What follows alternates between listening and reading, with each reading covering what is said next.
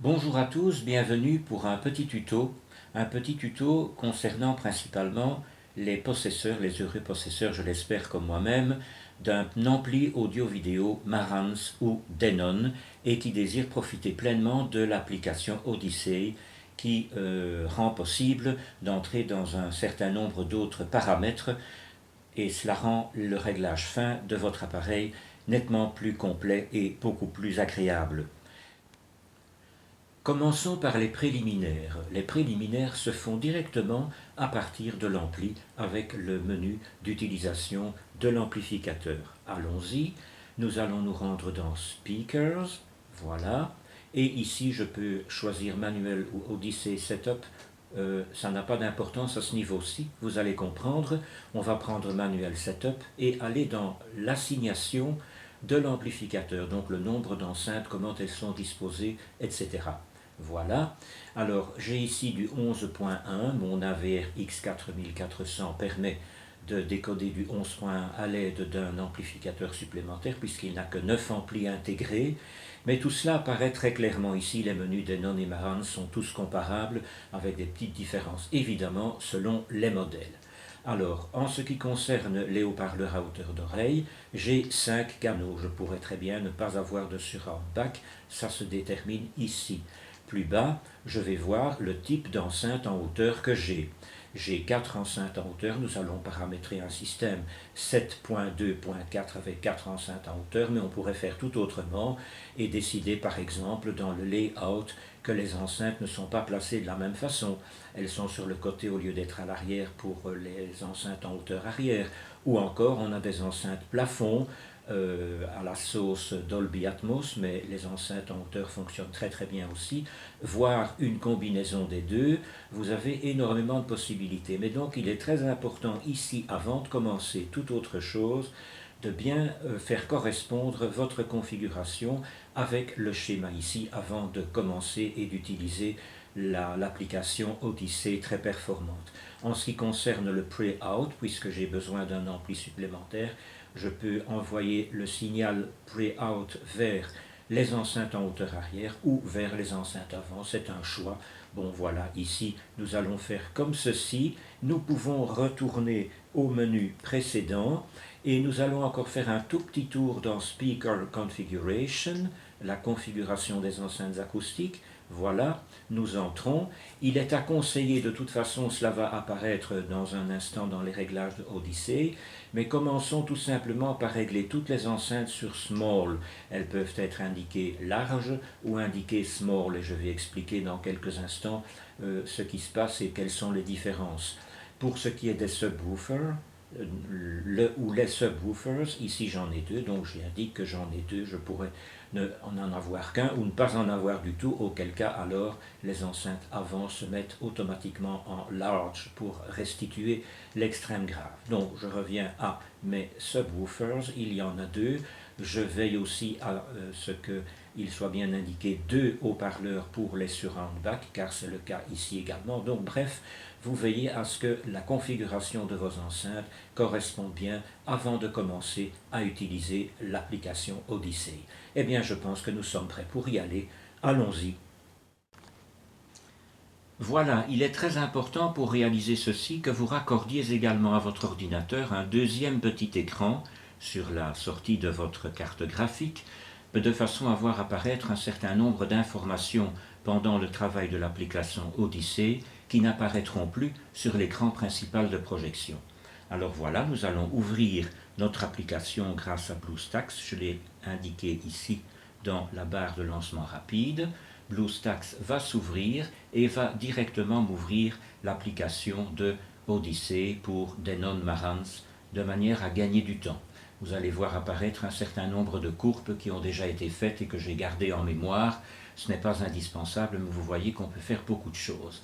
Alors nous allons nous rendre sur, ici, nous allons appuyer sur le plus pour créer une nouvelle courbe. Tel est le but, c'est de faire de nouveaux calculs pour avoir de nouveaux réglages. Create new curve, voyons. Votre PC ainsi que votre amplificateur doivent être connectés au réseau, de préférence par câble, de façon à ce que Odyssey repère immédiatement l'amplificateur, le préampli préampli de Denon Marantz qui est raccordé sur votre réseau. Le voici, la VRX 4400H. Je clique dessus et à partir de ce moment-là, sur l'écran principal n'apparaît plus rien. Tout se concentre maintenant sur l'écran secondaire qui va m'afficher tout ce que je peux faire avec mon application Odyssey. Et regardez, il y a pas mal de possibilités, c'est vraiment extraordinaire. Tout d'abord, il vous demande de confirmer si les indications qui apparaissent ici sont bien correctes. Si nous avons fait les préliminaires comme nous venons de l'indiquer, normalement tout doit être juste. Il y a des enceintes frontales, centrales c'est juste, surround back où il y en a deux. Il y a également deux subwoofers, des enceintes en hauteur avant et arrière, et vous avez le schéma qui vous montre tout cela. Parfait. Si tout est juste, je ne dois rien modifier, je ne dois rien éditer, je ne dois pas faire quoi que ce soit d'autre, si ce n'est passer à l'étape suivante. L'étape suivante m'indique comment faire, placer le micro de calibration au bon endroit, à l'endroit du point d'écoute de référence pour commencer, en trois endroits maximum, ou plutôt au minimum trois endroits différents, l'endroit de référence et puis les deux endroits les plus proches et les plus utilisés, mais vous pouvez aller jusqu'à 8 mesures de façon à avoir des résultats encore plus précis. Voilà. Vous avez installé votre micro de calibration au bon endroit. Nous continuons. Je vais faire ce qui nous est demandé ici, c'est-à-dire raccorder le micro à l'endroit adéquat sur l'ampli Denon. Et voilà, Setup Microphone, il y est. Je peux donc continuer. Voilà, parfait. J'appuie sur Next, je clique sur Next. Et voilà, donc j'avais dit 8 mesures maximum, 3 au minimum. Vous pouvez vous arrêter après la troisième et l'ampli calculera tout ce qu'il faut de façon à ce que votre installation fonctionne de manière optimale. Si vous allez jusqu'à 8 mesures, vous aurez un réglage encore plus précis. Nous appuyons sur le prochain. Voilà, il nous indique la manière de positionner le pied. Décidément, c'est très imagé, très facile. Nous continuons, silence complet, ne pas faire de bruit ni laisser passer de bruit pendant les mesures, cela peut fausser les résultats. Nous continuons, voilà, nous regardons si tout est bien en place et nous allons commencer la calibration. Nous ne ferons que le début et ensuite nous irons voir les résultats de manière à voir ce que nous pouvons faire et comment nous allons pouvoir intervenir grâce à cette application sur les réglages qui seront terminés.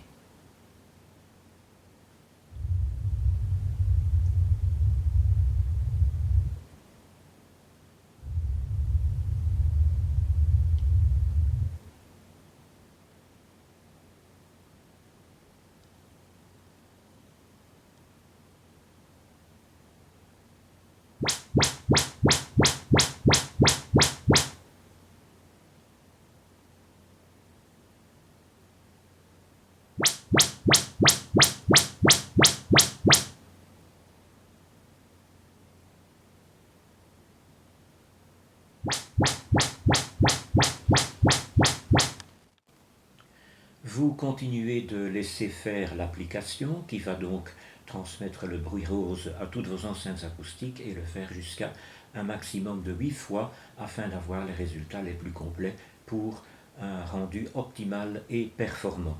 Une toute petite remarque concernant les subwoofers. Il est important de signaler que l'application Odyssey permet de paramétrer, de calibrer les deux subwoofers indépendamment l'un de l'autre. Il va le faire au début de la calibration. C'est très intéressant parce que, en fonction de leur position et de la restitution des graves dans votre pièce d'écoute, ça peut s'avérer très utile. Bien. Alors si vous allez constater, en général, on conseille de régler le volume des subwoofers en position médiane, à leur moitié de la puissance, d'utiliser l'entrée LFE pour Low Frequency Effects, c'est le point 1 de 5.1 ou 7.1, c'est le canal des fréquences extrêmes graves, et ils se chargeront aussi de reproduire toutes les basses fréquences en dessous des filtres séparateurs pour chacune des enceintes acoustiques réglé sur petite, small. Donc en dessous du crossover, comme on l'a vu, eh bien, les fréquences se sont redirigées vers les subwoofers. Laissez donc faire ce réglage et il se peut qu'Odyssée vous demande d'ajuster quelque peu le volume à l'arrière des subwoofers pour qu'il soit à peu près semblable. Vous allez me dire, mais il devrait être tout à fait semblable puisqu'on les règle tous les deux en position médiane. C'est vrai, mais en fonction de la place des subwoofers et des caractéristiques des fréquences extrêmes graves, l'un des deux peut sonner plus fort dans votre pièce et il peut y avoir alors une différence. Et avant de commencer le réglage fin, Odyssée vous demandera d'aplanir cette différence de façon à ce que la puissance des deux subwoofers soit pratiquement la même et il pourra alors aller ensuite dans les autres réglages à faire automatiquement.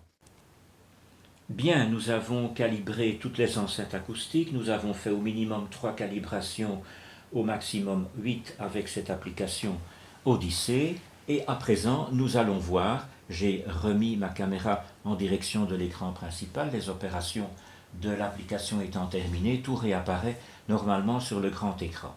Alors imaginons que ma courbe ce soit celle-ci, je vais l'ouvrir et je vais vous montrer les différentes choses que vous pouvez corriger, modifier, améliorer et régler selon vos goûts également, parce qu'il y a une part de goût personnel naturellement. Tout d'abord, la détection des enceintes. Il est à conseiller de placer toutes les enceintes en configuration small. Ça veut dire qu'en dessous d'une certaine fréquence, les fréquences extrêmes graves seront automatiquement redirigées vers les subwoofers. Je dis les subwoofers en l'occurrence puisqu'il y en a deux. C'est très utile parce que ça permet de ne pas surcharger l'amplificateur lorsqu'il doit délivrer de grandes puissances et aussi vos haut-parleurs principaux étant moins bien étudiés en quelque sorte pour vraiment descendre dans l'extrême grave, et bien autant confier ces fréquences extrêmes graves aux subwoofers, ils sont étudiés pour. Le crossover, eh bien vous voyez qu'il y a différentes fréquences de coupure possibles. Donc le crossover indique la fréquence de coupure en dessous de laquelle progressivement les fréquences graves vont être redirigées vers les subwoofers. En général, on peut considérer comme valeur de référence, comme je l'ai déjà indiqué, 80 Hz. Si vos enceintes principales, c'est le cas ici, sont un peu plus grandes et permettent de descendre un peu plus bas, vous pouvez aller plus bas et vous pouvez donc éditer tout cela et choisir par exemple, tiens, mes enceintes principales, je vais descendre jusqu'à 40 ou au contraire, je vais les limiter à 80 Hz. Moi j'ai décidé de les placer à 60 Hz, les bronzes 5 s'en tirent très bien, même plus bas, mais il vaut mieux commencer la coupure un peu plus haut que la limite du crossover de l'enceinte acoustique. À vous de voir cela, bien entendu, sur la fiche technique des enceintes acoustiques. Voilà, nous procédons de la même manière pour chacune des enceintes séparément. Ici, on peut donc opter aussi, bien sûr, je ne l'ai pas montré, mais vous pouvez opter pour large ou pour small, mais je rappelle le conseil que je viens de donner, tout mettre sur small. Ensuite, nous avons les distances. Vous pouvez contrôler à l'aide d'un mètre, un mètre normal ou un mètre au laser, peu importe les distances. Je dois reconnaître que Odyssée a cette faculté de calculer les distances avec une précision assez remarquable en général, mais il peut toujours y avoir une petite imprécision, donc vous pouvez corriger les distances si vous le jugez nécessaire. Je n'ai absolument rien dû corriger en ce qui me concerne, toutes les distances étaient correctes.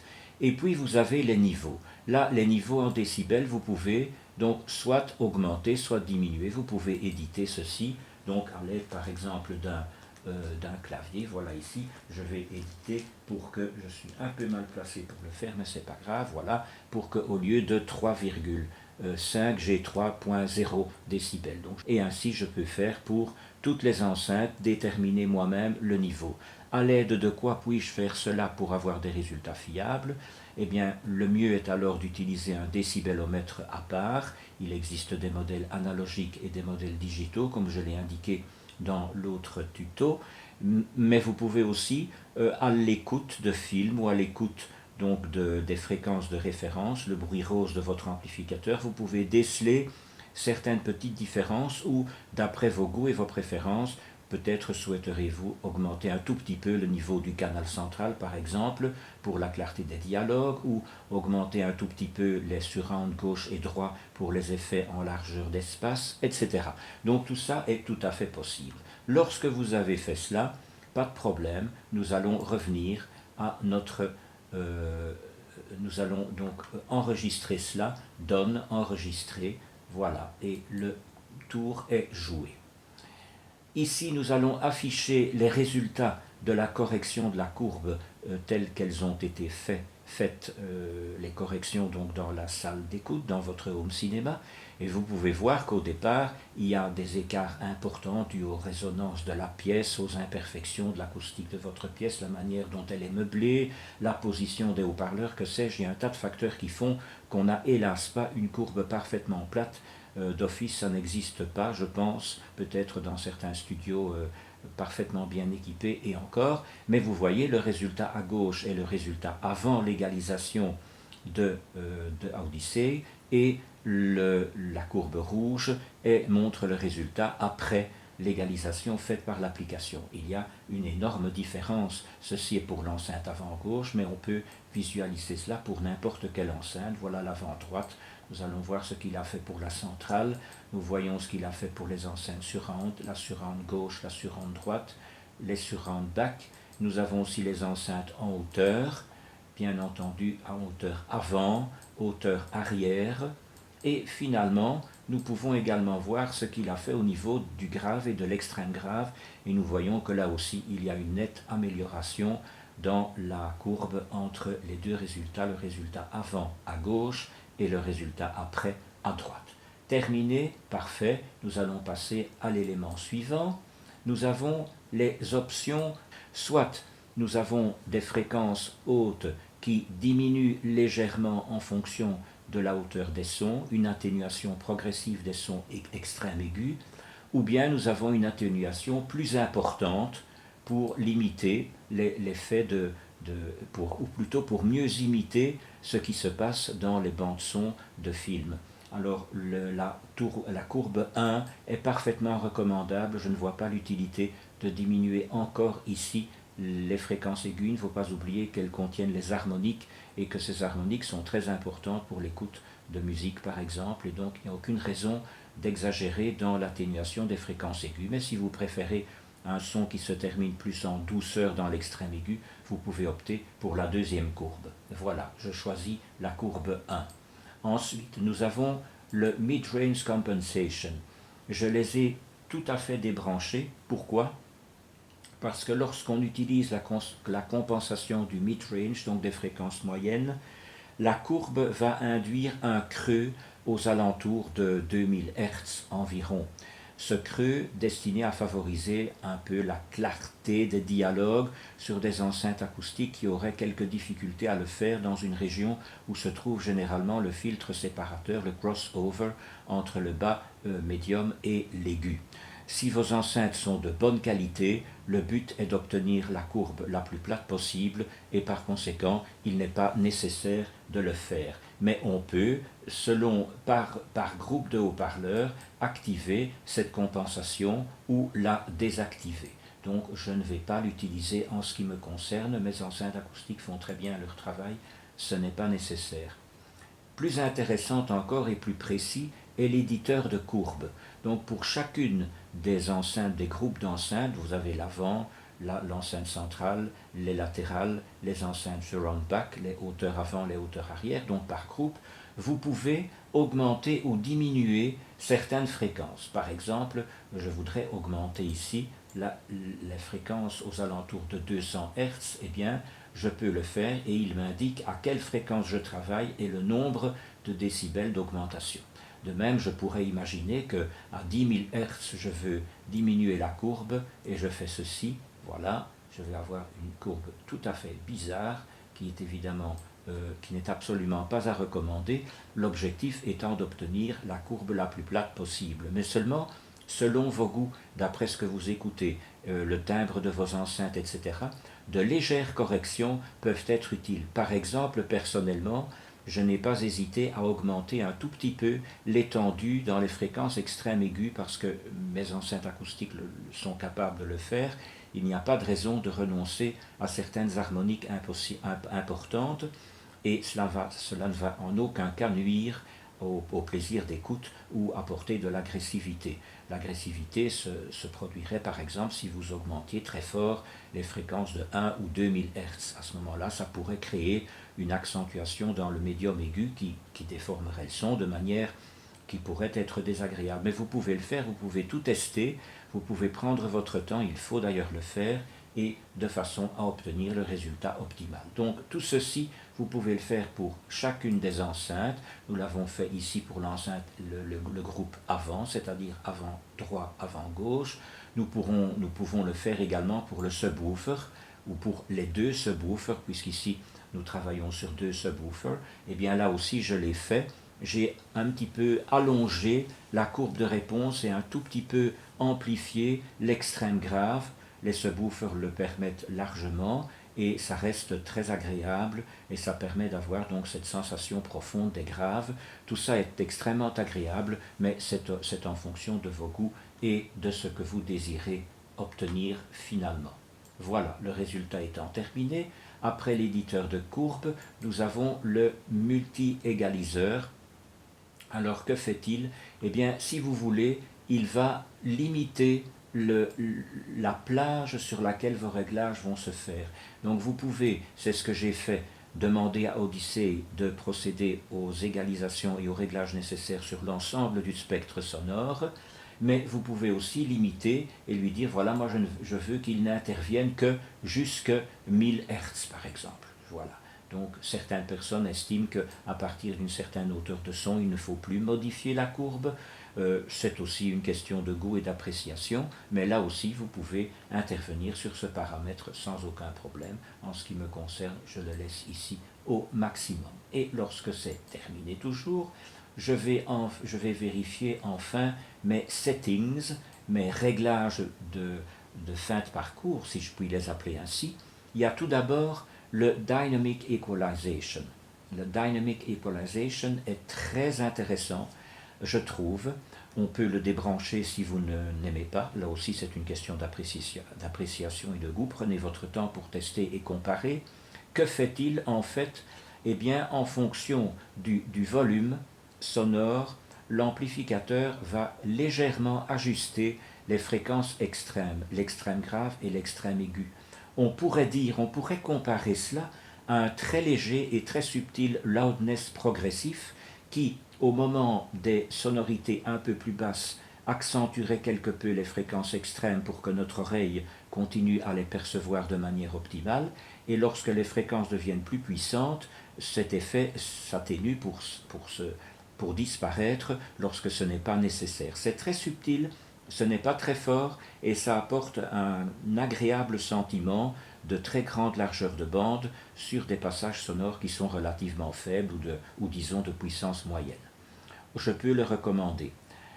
Par contre, le Dynamic Volume, ça c'est autre chose. Lui, il augmente les fréquences qui sont faibles et va diminuer les puissances fortes. Je dis fréquence, je dois plutôt dire les puissances fortes. En fait, il nivelle en quelque sorte les différences entre ce qui est faible et ce qui est fort.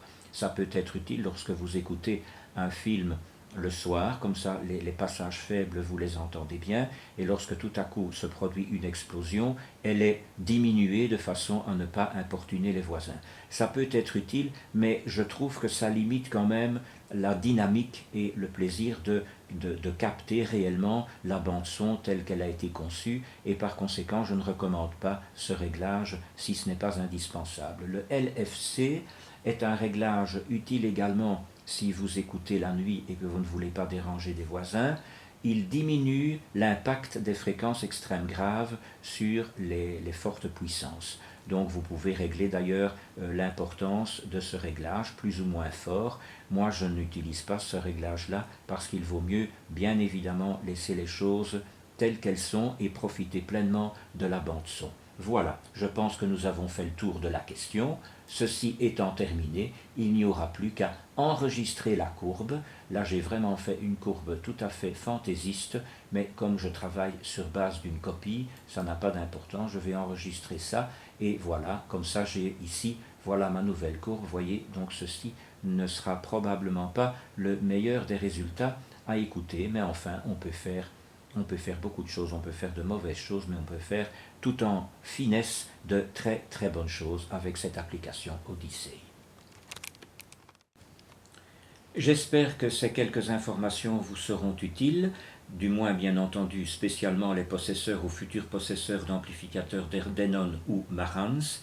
N'hésitez pas à me faire part de vos commentaires et ou de vos suggestions, je les accueillerai bien volontiers et je répondrai à vos questions. Merci et portez-vous bien.